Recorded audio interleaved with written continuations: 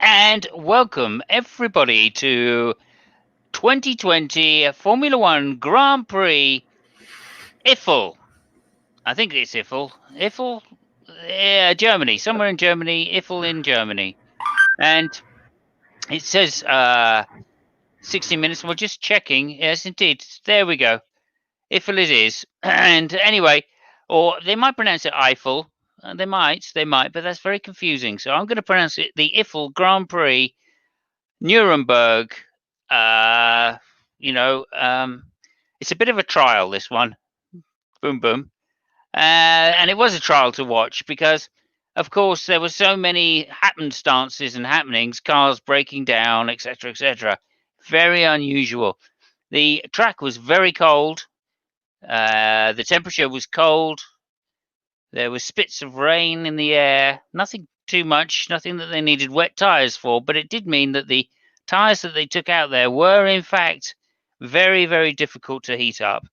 And that actually decided the race. Now, it was a fantastic pole position by Bottas, leading the way unusually over Hamilton, who came second, and Verstappen in third. And that proved to be the fix of the race because into corner one, everybody got off the line well. Probably the best starter was Hamilton from position number 2, which is unusual, but nonetheless, he managed to pull alongside his great friend, comrade, and rival, Bottas. Now, he pushed Bottas very, very wide. Both of them ran off the track, but Bottas unusually kept his foot in. He kept his foot right in there and, in fact, managed to out-drag Lewis to turn 2. Lewis had to back out. By the time they were through turn 2, Bottas had the slight lead. Lewis was slightly off track. He had a bit of a wobble with his cold tyres. And in fact, that was how the race started. Bottas 1, Hamilton 2, Verstappen 3. Verstappen wasn't really in the running because he got into the first braking zone, had a slight lock up with his cold tyres, and chose the better option of, instead of pushing it, he just backed off a little and kept conservative through that. In fact, he had a conservative race. Verstappen drove very, very well considering his difficulties. In the end, he managed to get second place, which was a great result. Really, only because Bottas dropped out or really locked up his tyres and then had an engine problem. Very strange, some strange goings on at thing. Mainly, I think that really because Mercedes had come with a new bodywork, which was a bit tighter. The car was very hot, and the engine might have suffered as a result. We don't really know. It was just an engine problem. That's all we know. Bottas retired for. Now that left Hamilton in first place after an overtake through a Bottas mistake, has to be said. But nonetheless, that left Hamilton in first place to win the Eifel Grand Prix Race 11 to take a very commanding lead in the championship and to equal Michael Schumacher's fantastic record of 91 victories. This was Lewis Hamilton's finest hour. The finest hour. If Churchill were here, he would have said, "We can race them on the beaches. We can race them in the valleys. We will race them in the lanes. And we will win, win, win. Our 7th championship guaranteed." That's probably what Churchill would have said. Nonetheless, he wasn't here. He didn't say that. And in fact, it's still for Lewis to win his 7th championship. I think it's without doubt now, though, because he's got such a commanding lead. And as I said, Bottas failed to finish. So that left Verstappen in second place. Now, interesting enough, Red Bull, playing their normal fucking media tactics, turned around and said, or Verstappen allegedly said, "Oh, well, that's where we should have finished." That's where we should have finished. As if he was going to beat Bottas. I don't think so. But nonetheless, this was the kind of thing that we've got used to Red Bull saying. Very strange things like, we're not going to take over Honda's engine because that would cost us too much. To this week saying we are going to take over Honda's engine because we don't like Renault very much. So, I mean, who knows what Red Bull are saying. Every week they say something about drivers, Albon being too fast, not fast enough, being the next big thing, being not the next big thing. You can't tell with Red Bull what exactly they're thinking, except to say that when they start talking positively about someone, that probably means the opposite.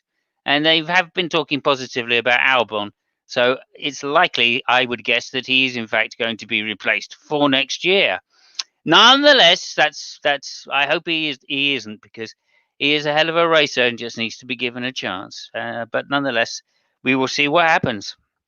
Just to think, Red Bull could have had Sebastian Vettel, and in fact, in the papers there was a rumor from Helmut Marco Helmut. I can't remember which way around his name is, but he's the guy at Red Bull, and he said he told Seb that if he waits till next year and has a year off, there will be places available on the grid for him. I mean, considering they change their mind every week at Red Bull, I don't blame Seb for going, I don't think so, mate. I think you just want me out of the game. But there you go. Seb said, no, I'm not going to wait a year. So for the potential of signing with Red Bull, I am in fact going to sign for Tracing Point, which is probably a good thing as they rebrand themselves to Aston Martin, which is, of course, taking away the sponsorship from Red Bull. So, yeah, you can see why Helmut might have been a bit pissed off and why Zeb might have seen through that. But nonetheless, we'll see how that goes. Now, on to third place. Now, third place was a bit of a lottery, and it seemed like several people had the option or the chance to win second place, including Norris, including what should have been Albon, but of course he didn't drive that well. And then also Perez had a chance at it, and probably somebody else. Perez and Sainz also had a chance at it. It was between all these drivers. But because Norris pulled over to the side with some engine problems at some point in the race near the end, that meant everybody popped into the pits for new tyres, and this gave the person at the front a best chance. And the person at the front of all of that, who managed to get in first because of the timing of the safety car, was Daniel Ricciardo. And that's what our thumbnail is about. Our thumbnail is about Daniel Ricciardo getting on the podium for the first time in, I don't know, 2 years probably, and actually having a stunning race. I mean, he drove very well after the restart, kept his tyres in there. In fact, he drove pretty well the whole race, but he didn't have to do anything, so or do too much at least anyway. He just happened to be in the right place, right time, and he made the most of that. So a big congratulations to him. I think it's a bit overblown that he was it was a deserved third place. It was more a lucky third place for me. If I'd been giving it a deserved to anybody, I would have said Perez probably deserved it. But nonetheless, he managed to keep Perez at bay despite the fact they were on similar tyres, etc., which shows that the Renault has at least got some straight line speed. The Ferraris, well, Leclerc did very well in qualifying and managed to qualify sixth, showing basically the one lap speed of the car. But when you fill it full of fuel, it just seems to have some problems. And the problems, as I saw it on this particular day, were that its braking distances were a little longer than the opposing cars. And so it was a fairly sitting duck. Having said that, Leclerc did drive very well. And again, another solid race. He was at least 3/10, 4/10 faster than Seb Vettel, and that says a lot. Basically, Leclerc ended up finishing 7th place, falling back after the restart. He was a bit unlucky in that respect, overtaken by Perez, Sainz, and Gasly, of course. Gasly drove another okay race, I thought, pretty good. He's a little bit of a wild card, but nonetheless, he drove well. Sainz drove to his normal pace, very consistent. Was a bit unlucky to fall so far back. He had a chance at 4th place, but I think he didn't pit at the end. Is that right? Don't know. I'll ask the expert in a minute. And we'll see if he can find out before I finish bullshitting. Perez, again, drove a fantastic race, I thought. He really put his car where it needed to be. He was unlucky in the end about with the safety car, but nonetheless a great race as far as I was concerned. 8th place finisher was Hulkenberg. Hulkenberg was the stand-in for Lance Stroll, who had a bit of tummy bug issues, and he finished in 8th place, became driver of the day because people felt sorry for him, presumably, but he was nowhere near the pace of Perez. Grosjean, honourable mention because he actually finished in the points for once, and congratulations, big congratulations to Antonozzi Giovinazzi. Someone's a Nazi. It's probably Antonozzi Giovinazzi. I don't know. Can't remember his name. He's somebody back there in some red car or Ferrari badged car. I don't really know. Okay, so that was my race recap. Fairly, as you could say, independently. No bias whatsoever. And oh my goodness, can you hear that? That's not me. Can you mute for us? Yeah. Okay. So that was Fabio getting a bit pissed off at my anti-Ferrari jokes, but there you go. Okay, so that was the race recap. I just want to say hello to Titan. Thank you very much. Let me just, I can show this. Hello, we have a viewer. Thank you very much for joining us. I hope you enjoyed the race. And did you see the race, Titan? If you just answer in this, I need to go to here. So yes, if you did see the race, please say yes. And when Fabio is ready to come back, we will pass it over to Fabio. So, oh no, you're not ready yet, Fabio. That's still giving.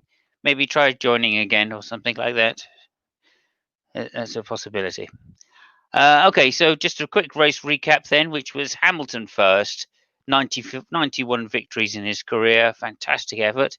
Verstappen second, a very conservative drive, but nonetheless a fast drive, only a few tenths behind Hamilton and doing very well. He managed to get the fastest lap on the final lap of the race, which is outstanding.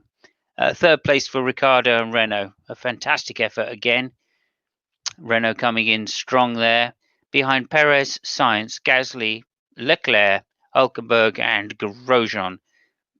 And the final point for Antonio Giovinazzi. I'll try and say it correctly that time. Okay, and that sounds better now.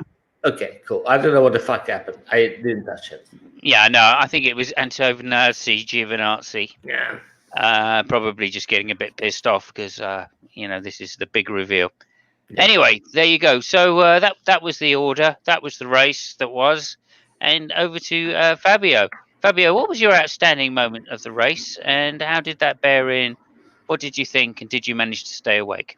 So, first of all, you mentioned Churchill. I think that Churchill would have said something incredibly racist and not too much about Lewis Hamilton. Well, you mean I didn't say anything racist?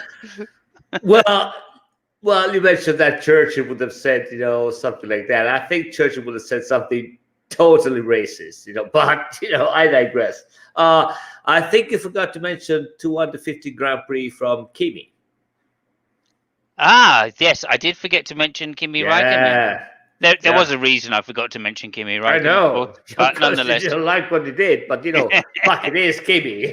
So yeah, that is an interesting talking point, which I would like to talk to you later. What else? So Kimi Raikkonen did what exactly? 300 and how many? 23, is it? 22. It did what? Sorry. How many races has Kimi started? 350. No, free. I think 323, maybe.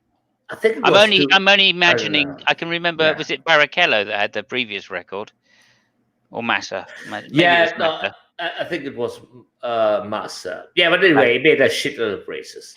That's what matters. Yeah, the most. And he still doesn't give a flying fuck about any of them, which is fucking amazing. That's a record can't be beaten. I don't think I agree about the fact that Ricciardo. I mean, yeah, of course, Ricciardo got third because Bottas' engine decided to fuck off and die, which was quite interesting. There was some reliability problems which we'd never seen, recently.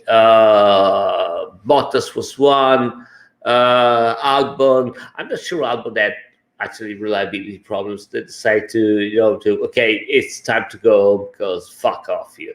But Ocon had problems, and Lando had problems too. So yeah, that was interesting because it seems to me that almost all the engines, but Ferrari, which was quite an interesting thing, had problems. And Bottas, I think he had a brand new ICU. So yeah, that was weird. But I think that Ricciardo was third even before the safety car. So I think he did his race, as best as he could. It was quite a difficult race because he was basically racing most of the time by himself, except when the safety car dropped in, which actually was more of a problem for him than not, because he had quite an advantage on the fourth, which was totally taken away during the safety car, and with new Perez, I think, was with new tires. So yeah, he struggled a little bit, but I'm happy that the guy got third, and he forgot to make the shoeing, by the way. And somebody reminded him after the race. Said, "Well, I see you got both of your shoes."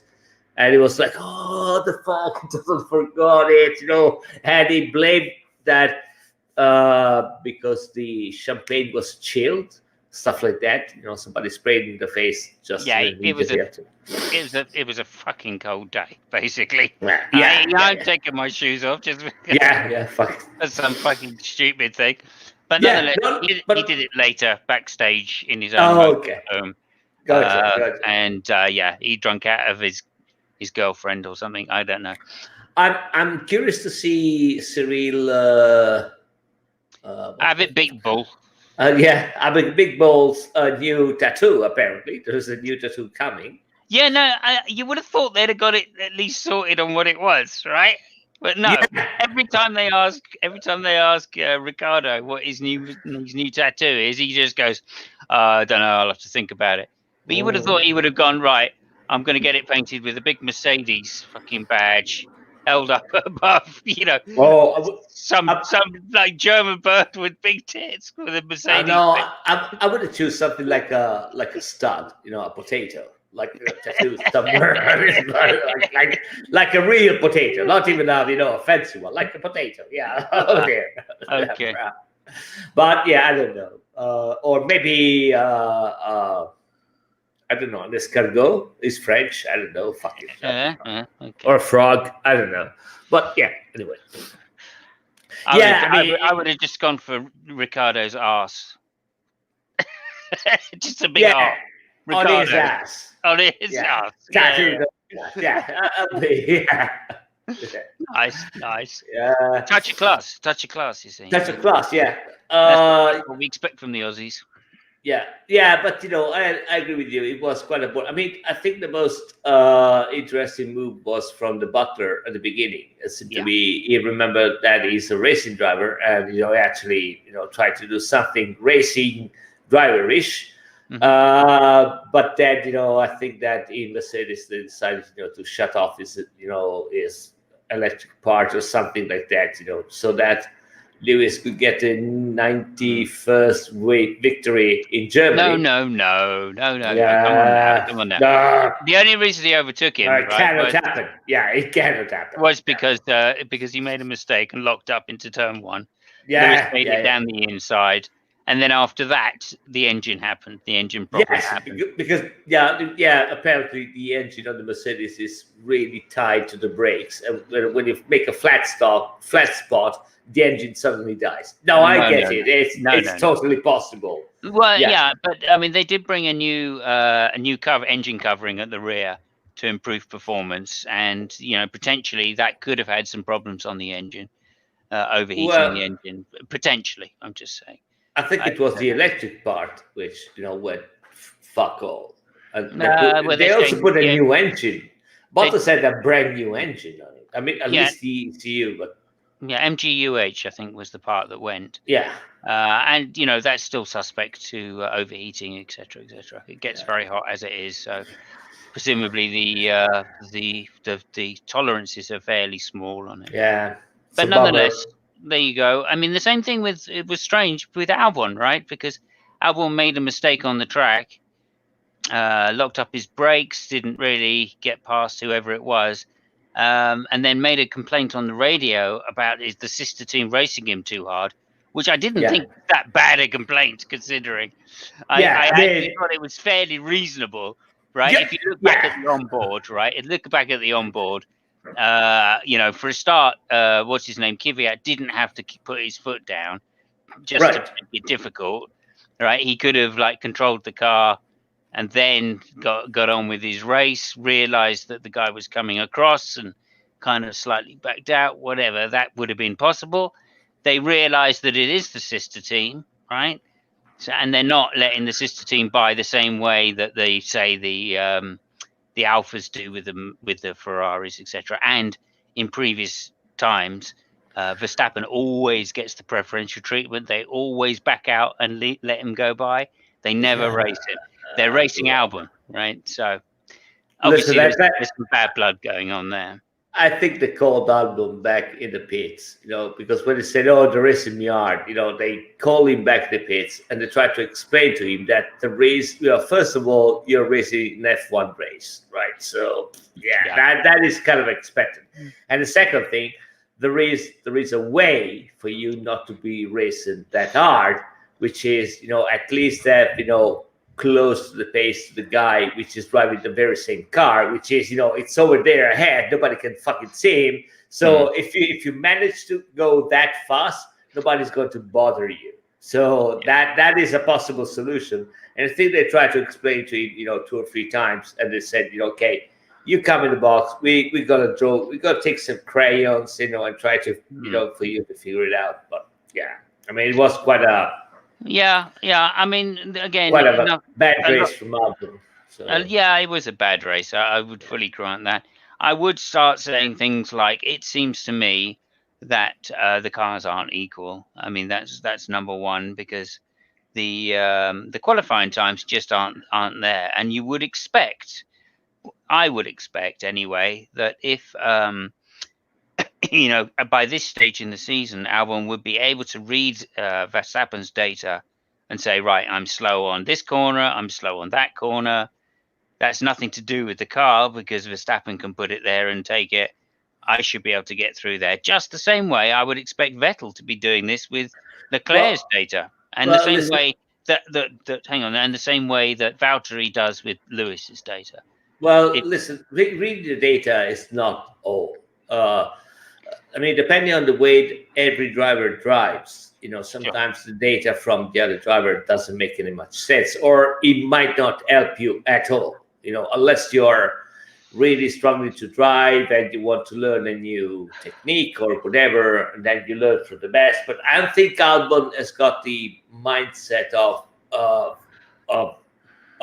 say, okay, Verstappen is such a better good driver than I am, that I got to learn from the guy. And I think this is a limit from all these young drivers. They all know each other so well from previous, categories and stuff like that, and nobody really thinks that the other guy is better than him at driving, but rather is the car or whatever.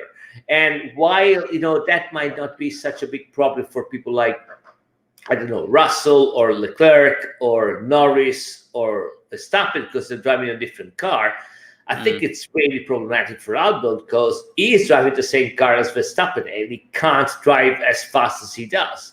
So that I think is trying to undermine the guy a little bit. Is trying to, because I see he's a little bit less confident. When he tries to be aggressive, he's aggressive in a stupid way, for reasons, in moments that they do not really make a difference. So he's way more nervous than he should be. And I think that the reason is that he sees Verstappen that, well, he knows he's a fast guy, don't get me wrong, but he doesn't think that he's like Lewis Hamilton kind of fast guy, I mean, I've raced with the guy like 2 or 3 years ago, and I mean, I was beating the guy. We were just a few tenths of a second. Sometimes it was ahead, sometimes it was ahead. It can't be that better than I am, But chances are that Verstappen is so much better than Albon, Well, or I mean, Albon doesn't really feel himself really good with that kind of car. We don't know. Fact is that is slower than he is. And this is not just now. It has, been this case from the beginning of the season. I mean, right from I the can beginning. understand now, the car might not be the same, but at the beginning of the season, they're fairly the same. There is no development, in Sure. there. Yeah. Okay. So, well, that's my Right. idea anyway. So a couple of things. I mean, yes, a couple of things I'd say to corroborate what you're saying is Albon has said that he doesn't like the car as nose heavy, as Verstappen can handle it, and of course the Red Bull is renowned for being very nose sensitive. And Verstappen's taken several years to get used to that. That's not something which has just come on. And one of the things about the Red Bull is that they've always had a slightly inferior engine, and I think now with a slightly better engine, you would expect them to start putting the emphasis back to the rear again, the way they won so many championships. But no, I don't think they are. I think they're actually tuning the car for Verstappen to try and get the most out of the downforce that they can achieve on the front, and that plays very much to Verstappen's hands. Also, as the season's gone on, I do think they've traditionally developed one car, rushed the parts to that car, and then caught up with the second car later as soon as they can. As soon as they've tested the car, tested the new parts, and made sure that it works, then they go and produce them and bring them to the next car. I don't know if they don't want to make a more rear bias car, or if they can't make a rear bias car. I mean, because up until last year they were racing with an engine which was way less powerful than the one that they have now, and you can't really make. I mean, you make a project based on what you had before, and I mean, you can infer, the engine is a little bit more powerful, but anyway, it's, the development is there. So I don't know if they can't or they won't. I think it's up for grabs. I'm not really sure that they don't want to. My impression is that they really can't change the car that much. The way that geometry of the suspension is shaped, sometimes it's really finicky and tricky. So it's a big risk to try to change the balance of something and you don't know where the fuck you end up. And also there's the fact that I think you have to spend some of these, the points. Yeah, points, to change something. And I mean, listen, I think that there is no way to chase. Red Bull realizes that there is no way now they can actually chase and get Mercedes. And all in all, they're second in championship. That's the best position they can get. So I don't think there is too much effort. Okay, I mean, it would be justified for them, to make too much development, because they can't never get to that, to the point where Mercedes are. So maybe. I mean, for a start, I think that they've lessened the rake on the car since the beginning of the year. That's one thing I've noticed. So I think they've tried to switch some of the downforce to the rear again from the front.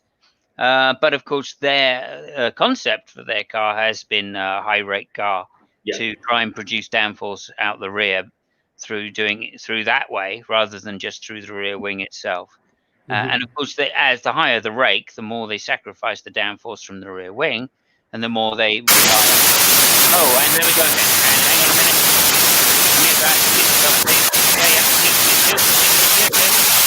Mute. Oh, jeez. Whew, that's a hell of a sound. You probably just have to. It sounds like it's It sounds like it's the microphone plugged in. Hey, Cyprian, how you doing? Nice to see you out there. Good to see you, buddy. Hope you've been doing well. Yep, still there. Still there. I think you'll have to do it. It sounds like it's the Sounds like it's the cable from the microphone plugging into the PC, just to give you some idea. Okay, so as I said, the Red Bull's philosophy has always been good. I'm glad you're doing well, Cyprian. Really am. Okay, so Red Bull's philosophy has always been to try and generate the downforce underneath the car by using high rake.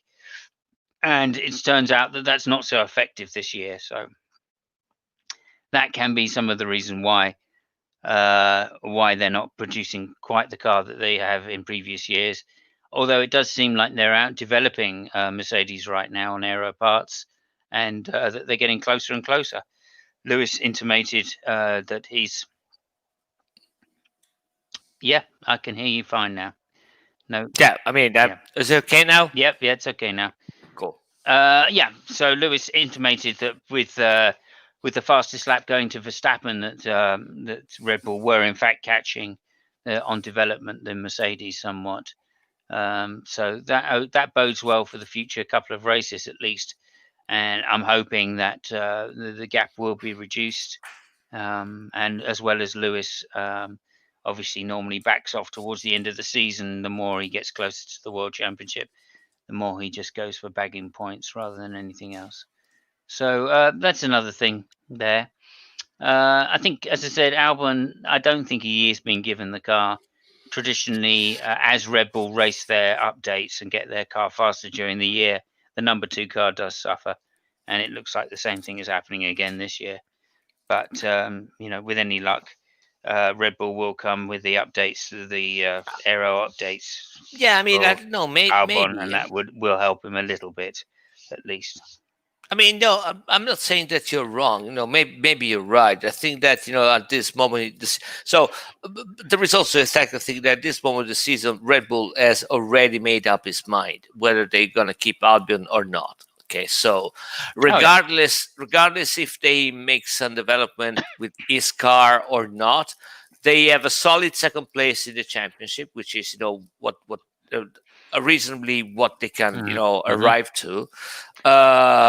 So they're either trying something with the fastest driver, which I would not blame them, because if they've decided to keep the guy, they will keep the guy regardless of what he does. And if they decide to sack the guy, they will sack the guy regardless of what he does. And there's no point in giving the guy some new material to try. So I think the situation is kind of fucked up for reasons. I mean, I'm not getting into the reasons, but it's kind of fucked up. So yeah, no, I don't know. I would agree. It's sorry, before I forget, talking about drivers, I just read today, and it might be a super big shame, but apparently I read something about the fact that Russell might not be in the season next year.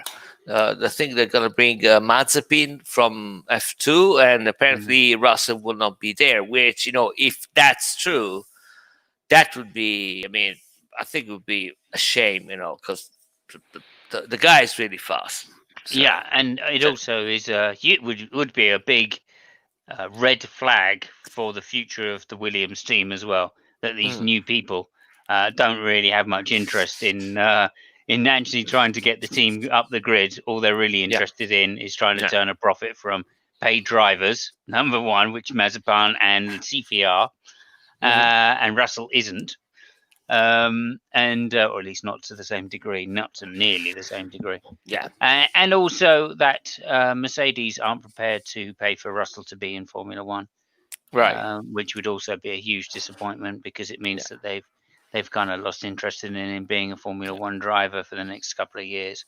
And if that's the case, then he's more than likely to go off somewhere else and put his talent somewhere else, because he's a hell of a talented driver. So on the other end, talking about drivers, I think that I read that that Mick Schumacher is going to be either on Haas or Alpha, but it should be there.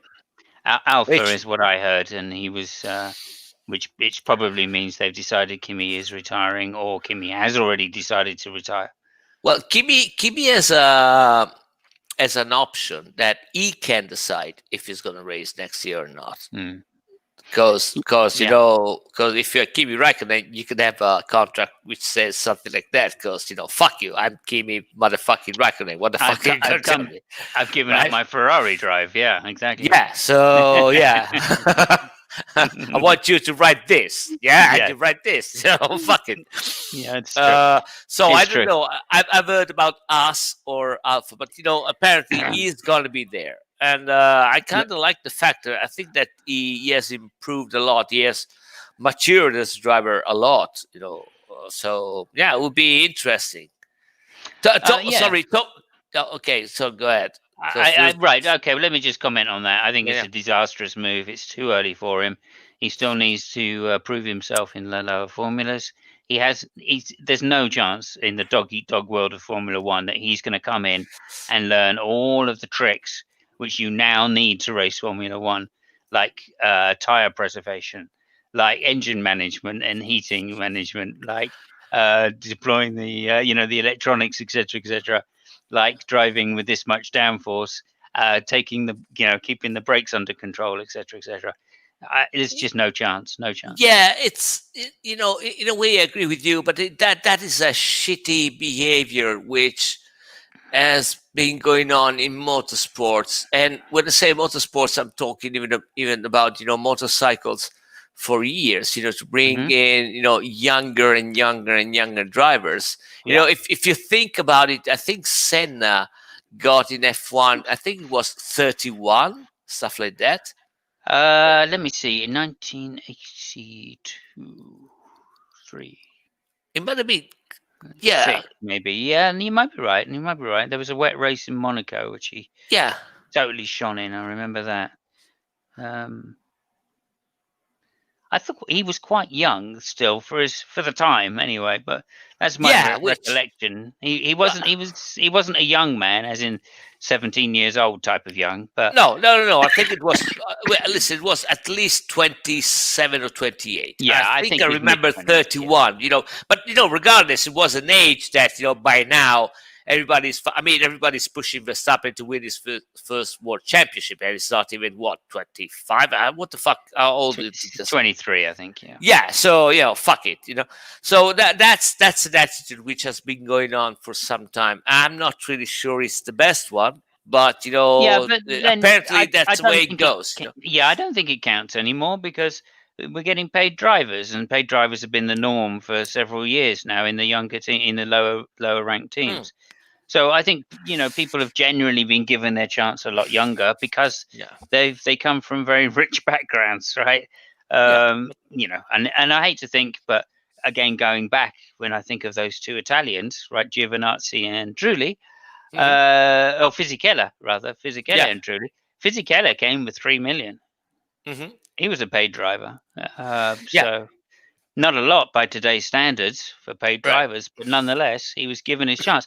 Now, nobody said that nobody was saying he was an outstanding driver, well deserved of a Formula One spot, because he was. He was clearly an extremely talented driver, right from the young age. But he would never have been given a chance in Formula One unless he came with the money. And I think that opened the door for the younger drivers rather than. I think that so I might be super wrong here, okay? But I think that the last driver, which was a paying driver, was what's the name of that? It's an Italian one. He's a commentator. He used to be test driver for Lotus. Oh boy. What? Yeah. Yeah, he's a commentator. He also makes he's a commentator for Sky Sports Italy, and he's also sometimes on Sky Sports generally, and he makes commentator for the esports. David or another, was it? Oh fuck. Well, eventually the name. Well, he was the test driver for Lotus, and he won the GP2 championship, and was the last one to coming from a real poor family, and he was really, really talented. I mean, I can't. But regardless, it was years ago. But I mean, that is the name of the game right now. So yeah. Well, Russell's the exception. I don't think he's come in with a lot of money, and he certainly comes from a very poor background, and he's got where he is on talent. So but again, Yeah. I don't know the actual circumstances. Mhm. I think he was taken because he was the Mercedes' next big thing, right? After Ocon decided to, he was a Mercedes man, but then Ocon decided to go to Renault and change his allegiance, so to speak. So I think Mercedes dropped him quick hot there. Pascal, what was his name? Someone Pascal. Remember the guy with a really bad reputation? Pascal Verne. Went to DTM. Yeah, I think. Can't remember his name, but anyway, he came in as a Mercedes driver and was absolutely stunningly fast. I mean, stunningly fast. But he had a bit of an Alonso side to him, shall we say? That off the track, he used to say the wrong things to the wrong people at the wrong time in the wrong way. So I mean, you can't. I mean, I always get reminded of Ralph Schumacher. Yes. No, Right? you're right. No, you're right. On the other end, there's sometimes people, well, at least it used to be, because it's even more rare right now. Besides Hulkenberg, he was having a coffee and said, well, you're going to want to drive because, the guy has a tummy problem, and drove. But it used to be even the other way around. If you remember, Schumacher, I mean, the good one, not Ralph. Ralph was pretty good. Yeah. Yeah, but I mean, the proper one. Mhm. He did his first race, I think it was in Spa, and it was because I can't remember the name of the driver. He was arrested, or in Great Britain. I can't remember the name of it. So they had they called, Jordan called, this guy Schumacher, and I think it got seventh, stuff like that, and it was kind of a badass from the get go. There was a guy recalling an episode about his first race in Spa, and Prost was racing at the time. It was in Ferrari, I think, and before the race, Prost went to Schumacher, told him, well, I mean, you didn't behave really like well at the Spa Rouge, you were trying to pass me on the qualifying, and apparently, I mean, I don't know if it's true, Schumacher just told him, well, it's not my fault if you're taking that corner so slow. that was his fucking first. By the way, the guy was talking about, the name is Davide Valsecchi. Ah, there we go. Yes, the crazy one. I thought it was David, but I couldn't. Yeah. No, you're right. Yeah. So you see, sometimes even the other way around happens. So you never know. I mean, even Senna got his first, drive. Well, I would say by chance, because he was coming from a really rich family. But I mean, it's not the same world it was before. We all know that, and we got to deal with it. But yeah, it's interesting. In Ralph's first race, I think they stupidly stuck a microphone. He crashed because of somebody else's fault, and basically somebody stupidly stuck a microphone under his helmet, and on live global TV, he just went, "The guy's a bloody shit." Yeah, and I was like, "Oh, fantastic!" Yeah. This is what we need in Formula One. Remembering the day, of course, that Michael had gone down to have it out with David Coulthard. Oh yeah, fuck it. I mean, I just thought, this family—they're fucking great, aren't they? So I really want Mick to make a success and come in and not go straight out again. I really do, and I am very worried that he's been taken on by what look like mid-based teams, right? Which is either Alpha or Haas. I hope it's not Haas. I hope it's Alpha, and I hope Ferrari just go, okay, we need to give him a few extra little bits and pieces here to make his car. You see, the thing is that in recent year, the Ferrari Academy, the sport program, has actually been, I think it has been too successful. And now they have a set of really fast young drivers that they have to find a seat, and they're not just enough seats, because I mean, if you think, Leclerc is coming from that school. Sure, Leclerc, Jules Bianchi was before, so, well, unfortunately he died, but it was, Bianchi, Leclerc, Schumacher, Mazepin too, it's another one. There is a lot of very good drivers coming from the Ferrari Academy program. And apparently, so either the program is really good or they were really lucky, but they have a lot of, Giovinazzi is another one. They have a lot of very fast, and talented drivers. Well, I mean, this is one of the problems. This is one of the problems with these driver programs is there's a lot of fast drivers out there because driving a go-kart, right, isn't that tough? And then they step them up into a level where they get all of this support, etc. And of course, the cars are equal. So you're not going to get someone standing out a lot. So that little extra bit of luck that you get through the year makes a huge difference, right? Same with Lewis. I mean, I'm not discounting Lewis went through this process.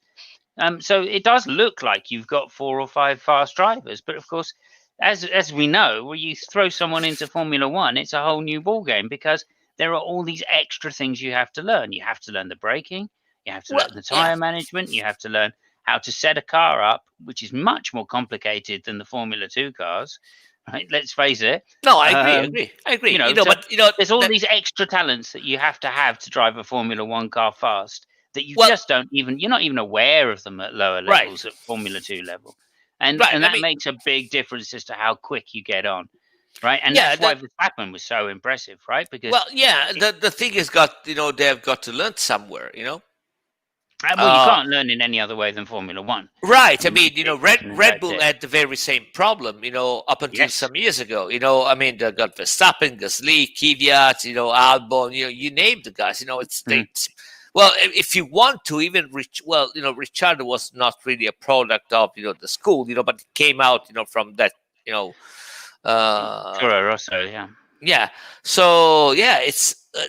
I understand it's problematic, but I also understand their approach. That in order for you to have a really talented, pure breed champion like I think Leclerc or Verstappen is, you need to have a shitload of drivers, driving fast because it's not that easy. And as you rightly pointed out, when you put an F1, you never know what the fuck is going to happen. So. There is also that. That seems to be the case. I mean, if we think back to Lewis's rookie year, all right, he was very, very fast, right? But he was wild, okay? And he had to temper that in order to eventually win the championship. He didn't win it the next year, I think, did he? I don't. Maybe he did 2009. So, go ahead. No, sorry. I just want to ask you a very serious question.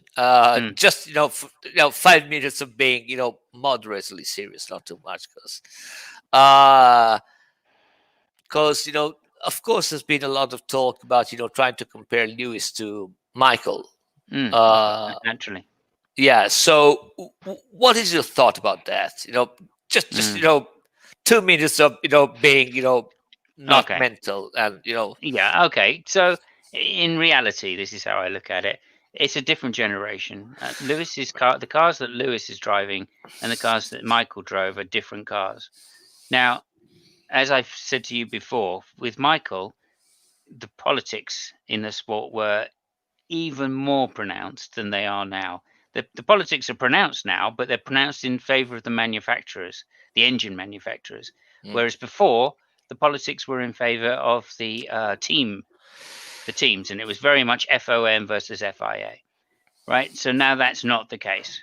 Now it's basically the FIA are supporting the engine manufacturers because they know that's where the bread is buttered. If the engine manufacturers pull out, it's pretty much the end of Formula One. That wasn't the case in Michael's time. In Michael's time, it wasn't about the engine manufacturers. It was about it was about the teams and the development of the teams and how they engineered the cars every year to improve. And what advantages, more importantly, those developments could make in the off season and the next year's car, trying to get information about where the rules were going. Right. So some teams managed to were a little closer to the hub, right? And some teams had better spying equipment, etc., and could actually find out what the other teams were doing and therefore, the top 5 teams basically all knew what each other were doing because they had spies in the factories, right? So I don't think that was a huge issue, so to speak. Now, Michael wasn't just brilliant on track, right? As has been said before, I think Michael was brilliant off track, where Lewis isn't. Right? Michael is brilliant off track, because he actually spoke to those people that he wanted in the Ferrari team, that were the best in the pit lane, right, and persuaded them to come, right, and then they were approached by Ferrari and made an offer they couldn't refuse. Okay, now if you've got that kind of leadership from within the driving side, okay, then it makes the management of the team that much easier. With Mercedes, right, they have this corporate kind of attitude, right, which means some of the individuals, right, don't want to work for them because they're too individual. People like Newey, right? There's a few other people, right, that in the pit lane that wouldn't want to go to work at Mercedes because it's just too corporate. It's not individual enough for them. All right, they can't shine themselves the way they'd want to. So Lewis doesn't have that advantage, I don't think. He doesn't have the same skills with getting a team around him that are going to design next year's car, that are going to keep the standards to such a high level. He's relying on his management, i.e. Toto and Nicky. Not Nicky anymore, of course, but Nicky in the past. Now Toto. To keep these people and these engineers with him. And they seem not to be so much on Lewis's only side, the way the Ferrari and the Ferrari team were on Michael's side, right? So again, in that year that he lost the championship to Nico, remember they swapped team engineers against Lewis's wishes, right? Now that would not happen in Michael's time, right? When Michael was driving. Now that's the backside of it. Michael was better at the back end. People say Michael could set a car up. People say that Michael could set a lawnmower up and make it go faster than anybody else, right? And I honestly believe that. I think the guy was a genius when it came to reading where the best setups were going to be for the probable conditions, right? He just had a knack of doing it. The number of times I saw Michael drive from near the back of the grid, right, on a wet, drying racetrack and win the race. Right, it was almost, it got to be like, oh, okay, well, the conditions are 50-50. It's a wet, dry race, therefore Michael wins. That's how much he was ahead of the other drivers when it came to those conditions. Not because necessarily he was that much of a better driver in those conditions. There were a few other drivers which were very good in changeable conditions, but because he would have his car set up to be right for the majority of the race. Either it was a majority wet race and he would have extra downforce on, or it was a majority dry race and he would just be coping with the car during the wet bits, and then as soon as it dried out, he was gone. So go ahead. Yeah. Go. No, I think I understand your point. I think, and I don't want to make that back and forth because it's. I think it's I would say it's pointless, but we definitely agree on the outcome. We might disagree probably slightly on the process, but I think that we both agree with the outcome. I would say, for example, that Lewis is a champion. There is no question about it. I still see some differences between the two. And first of all, as you said, everybody says that, but they say that because it's true. Times were different and all that jazz. So let's put that aside. I still think that there is a difference between. Well, there is obviously a difference between the two, and the reason why I'm slightly more in favor of Schumacher, it's not because I think that one is more of a champion than the other. And I'm coming to your point right now, so we're basically on the same page here. I think that Michael was more of a. So I remember when Michael was driving, he was driving his car. And he knew everything about what was happening around him during the race. he had a vision of the race, which I think it is still, unchallenged right now. And regardless of and that's the part we might disagree, about the method. The outcome was that when Michael was in the car, he was dictating the strategy. Not only his strategy, sometimes even the teammate strategy, and also the opponent's strategy. Nobody was ever able to tell him what the fuck to do. If he said something, no, we do that, everybody did that. The only person which was able to talk to him was Ross Brown, and Ross Brown treated Michael as if it was his peer.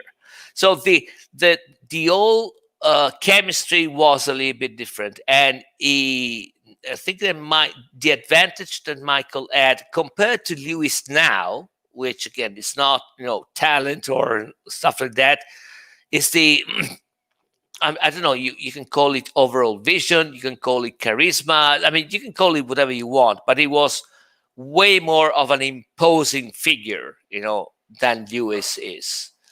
He wouldn't Sure. it wouldn't ever complain the way that Lewis did, on the car. And I mean, I understand it's a personality trait of Lewis. I'm not criticizing. I mean, I've joked about it in the past, but I understand it's part of his personality, the way that part of It's Lewis' the way he goes personality. faster. Yeah, it's the way. Yeah, he I goes mean, and I understand it's part of his personality too. Last race when he was saying, "Oh yeah, the Red Bull is getting faster." I mean, fuck off, really. Come on, really. Oh, we gotta improve because those guys are getting faster. Yeah, as if you really need that. Come on. But I understand it's his attitude. I understand is how he's trying to relate himself with the team. Yeah. But Okay. Yeah. yeah. I just wanted to say now why I think this is how I think Lewis is a better driver. Right. Lewis is able to adapt his driving style to the requirements that the car actually has. Michael would change the car to his requirements and then drive around the problem. Right. Lewis will change his driving style to the best way to drive that particular car and then drive around the problems of the car. So they're very similar in that respect, that they drive around the car's deficiencies, but instead Michael will go and say, right, I want this done with the car, I want that done with the car. Lewis will just say, okay, look, this is the best way we're going to get the car. Okay, now I will drive around the deficiency of the tires, the brakes, right? The lack of rear downforce. All of the problems that you now get with these new cars that you never had with the old cars, right? Like, for instance, just to go back, it's tires. Let me mention tires because it's the big thing here, I think. Sorry. Go ahead. No, before you go that, because I think it's it's an interesting point, and again, I'm not disagreeing with you. I'm just saying that the very same reason you explain, that is one of the reasons which makes you think that Michael was a better one. See, sometimes it's really funny, the way it goes. Yeah. So I completely agree get with your what point. you're saying again. Right. The cars are different. That's what I'm saying. If you put Michael in one of these cars, well, we saw what happened. Michael got in one of these cars and wasn't nearly so effective. That's because he couldn't demonstrate. He couldn't demonstrate what he demonstrated previously in being able to change the cars to how he wanted the car, because that's not the fastest way these cars go. You have to drive these cars the way they're designed to go, because that's the absolute way. Now, Michael would have undoubtedly, gone to the designers and said, right, next year's car, I want this trait on it, I want that trait on it, I want on this, right? Whereas these days, the designers go, okay, this is the fastest way we can design a car under these regulations. You're going to have to drive that way. And the thing being is, let me just go back to the tires, because that's the key thing, right? Is getting the tires to work, right? That never used to be a problem in Michael's day. It never used to be an issue about getting the tires to work, right? In Michael's day, it was getting the tires to work the best, right? So it's how far do you wear them down? How much do you rubber them in before you put them on, right? These days, new tires are the best. Now, that was never the case in Michael's day. Michael's day, you could run a set of tires 20 laps and then you'd get the best out of them. because of the strange rules of having grooves in tires, for instance, right? Yeah, I mean, I don't know. And again, I think we're talking past each other now, while both agreeing on the points. Again, I don't know if what you said is really the case. The fact that there is no driver now going to to the engineers and say, well, I want this to happen, this to happen. I don't know if this doesn't happen because there is no such a personality as Michael. You know what I mean? So we unfortunately we do not have the counter proof. What would happen? No, absolutely. Well, we So kind of do, because Michael did drive the early Mercedes, which is well, Lewis's car, and he wasn't successful against Nico the way Lewis was. well, I And mean, that's listen, some comparison. yeah. And I don't think that's anything bad against Schumacher, because it was his, Oh yeah, after his retirement. It was right, his second coming. ... yeah. Now, the point I'm making here is Lewis had to learn how to do that, and it took him quite a number of years to do it, right? But he became a master at preserving tires, at taking getting the fastest lap time with the least amount of tire wear, right? And he has, rightly claimed a lot of victories just off that gift alone. And then, of course, there was the couple of years, the 3 years in the middle, where fuel economy became the thing, because they restricted the fuel tank sizes, right? And now, so Lewis had to learn how to save fuel while going as fast as he possibly could. Schumacher never had these issues, never had to face these kind of issues, right? Schumacher would put his foot down on lap one as soon as the flag went down, and he'd race the thing as hard as he possibly could until the checkered flag. Well, right? No, I get it. The only thing I want to say, and then I think it's getting. The other thing I want to say is that I'm not really sure if that is a more difficult approach rather than one that Michael had. They're two different approaches. Okay? They're different. Yeah. I'm not saying that that is more difficult than the one he had. I mean, I remember when Michael came in Ferrari. I remember the 94 and 95 car. There were wheelbarrows, with a fucking engine. They really go. I mean, I would say they're worse than this car, because this car is actually, the worst ever. About the same. Yeah. The same. And the fact that he had this attitude, that he was trying to rely. So I was lucky enough. I spoke with some engineers. At the time they used to have, the testing. They could test a lot of stuff. And I spoke with a couple of engineers which were following the test team in Ferrari, and the amount of information that Michael was giving to them was mind fucking blowing. They still have all the data and all the shit, and then they had a book like this of data, and then they had a book like this of stuff that Michael said. And the two things, most of them were you could you could just put them on top of the other. So he had this kind of gift, and I think that the good thing in Ferrari at the time was that they realized who the fuck they were dealing with, and they actually listened to the guy. Yeah. So it's different areas. Well, it took a couple of years for Michael to get the right people in the right places at Ferrari to be able to get that to happen. This is the part where we might not disagree about the method, so because you're saying that Michael pulled people in. Let me just address that. I mean, through other people, right? Through Ross and through Jean Todt, those two people were huge Michael supporters and really manipulated the team around Michael 100%. And I don't have a problem. And on top of that, I've talked to you before about the front wheel covers, the shell controversy, the Michael driving people off the road controversies. Yeah. Right. I mean, there were these things that happened as well. But let's just put all of that aside, because that's part of Formula One back then. It was politics within the team. Now, when I say Lewis has learned to do these things, and I don't think Michael could, and I'm saying that for a reason. It's not because Lewis wants that to happen. That's how the cars are, best, whatever. No, but I get what you're saying. That's down to regulations. Right. Lewis has been given those cars and said, right, become Formula One world champion using this car. You don't have a choice, right? Now, Michael obviously would have had people in the background going, we're not going to reduce the fucking fuel link, so we have to save fuel. I mean, that's just ridiculous. Who's going to do that, right? And so they would have had, unlike Lewis being able to tell Mercedes to tell, right, the FIA how it's going to go, right? Now, Michael had that. Michael had Ferrari telling the FIA, this is how it's going to go, and if you don't do it, we're leaving. Well, right, and that's how that is. Listen, I don't want to start a fuss around here. No. Look, right now, Mercedes is telling a lot of things to the FIA. Absolutely. But and they've done it the right way, right? Which is to get several teams behind them, just like Ferrari did. The big difference here is it's no longer the FOM versus the FIA. That's how it was in Michael's day. That was my point. That it was much more political, right? And so the way the rules changed, what you could and couldn't do within the rules, how the rules were accepted. I mean, Ross Brawn's double diffuser, right?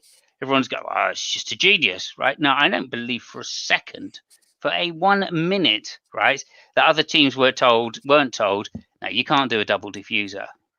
Oh, and then Brawn got one.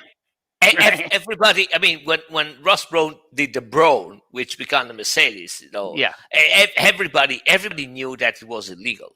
Everybody knew. Yeah, exactly. There is an interview by what is the name of the Red Bull guy? Not Helmut Marko. No. Christian Horner. There is an interview. He said, well, fuck me. We all knew that. And basically, they told us, we know, but you got to live with it. So they all knew about that. So exactly. Right, politics. That's what I'm saying. Ross Brawn comes from those days, and who became the FIA's, director? Of course, it's Jean Todt. Of course, it is, right? Well, yeah, but the politics thing, and again, I don't want to start, this kind of thing. I'm only saying that this was how it was. It's always been like that, This is how it was back in the day. The teams had much more power, right? They don't have that power now. It's the manufacturers that have power, right? Yeah. The midfield teams don't have that kind of power that they used to have before to be able to get behind a team and say this is how it's going to be. Right, ... Now it's Mercedes, as you rightly say, saying this is how it's going to be. This is how we want the new engine rules to be. Or Ferrari, right? Ferrari have always had that kind of clout because, of course, they are big players in Formula One, rightly so. They've been around for a long time. So anyway, my point was only with Lewis. That's how the car was. That's how you had to learn to drive the car to be a Formula One champion. And that's what he did. He did it better than anybody else on the grid at the time, as well as having a superior car, right? No, I get it. I'm just saying those are two different talents. Michael, I don't think would have had the same talent or patience to be able to do what Lewis has done, learn those skills the way Lewis has done better than anybody. I mean, especially with the fuel saving. I mean, no, you're right. He crushed everybody on fuel saving. I don't think that Michael would have he didn't. Would have followed that path. It would have followed a different path. So yeah. I mean, anyway, there we go. So okay, it's more than an hour. We got to get the fuck out of here. Yeah, too true. So thank you for everybody watching, and of course I am the person watching. So thank you to me. And all we'll say is in the next 2 weeks we've got. I've got to look it up now. No. Go talk for a second before you. I have no idea. What is it? Portugal. Oh yeah, because Portugal on the 23rd. Yeah, which is 2 weeks time, 25th rather. 2 weeks time. It's Portugal, Portimao or something like that. I can't remember where what the name of the circuit is. It's not the old circuit because they've changed it a bit since the old days. There's a little extension to it now. I think it's the same one where they raced the superbike. Oh yeah, probably. Yeah. It is a great bike circuit. It's not such a great Formula One circuit. I seem to remember Mansell racing there and actually slating it hugely because it's very similar to Hungary. But it looks like they've made a few changes to the track since then. So hopefully it'll be a bit better. Red Bull say that they're going to do considerably better, hopefully, because of the type of layout that it is. And so we'll look forward to seeing that. A quick shout out there to Faith. Hello, Faith. Yep. Thank you very much for joining us. We're just about to go. Lots of love to everybody. And we'll see you next week. So ciao from me. Cheers. Ciao, ciao. Ciao, ciao. And yeah, we'll see